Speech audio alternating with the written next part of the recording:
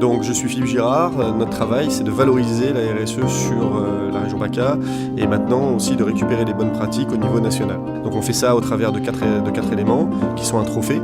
Il y a un forum national de la RSE et puis ensuite il y a un site et une newsletter qui est envoyée à 40 000 mails et qui fait des zooms sur des acteurs qui travaillent dans le domaine de la RSE avec un club RSE aussi qui est un partage de bonnes pratiques. Il y a des entreprises, en fait, qu'est-ce qu'elles ont fait? Elles continuent de produire la même chose, puis après elles cherchent des débouchés internationaux parce qu'ici c'est plus compliqué. Voilà. Et puis il y a des entreprises qui se disent on ne peut plus continuer de produire de la même manière, on ne peut plus continuer de gérer nos salariés de la même manière, il faut remettre tout le modèle en place, quoi.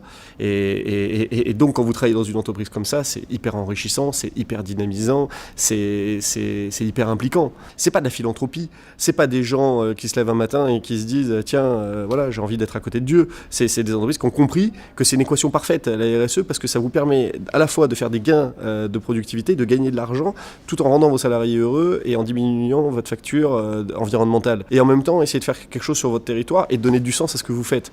C'est parfait.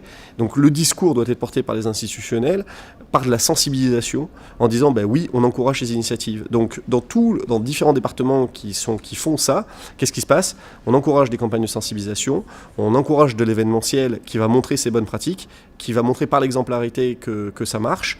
Il y en a même qui mettent des fonds pour justement aider ces entreprises à formaliser. Donc ils mettent des consultants à disposition, ils mettent des ressources humaines à disposition pour dire aux entreprises, vous allez formaliser vos politiques pour pouvoir avoir accès à ces marchés.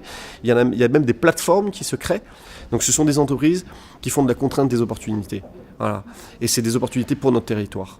Et donc le territoire, il faut absolument qu'il sensibilise tout ce département, et encore plus, à dire aux entreprises, faites de la RSE si vous voulez rester compétitif.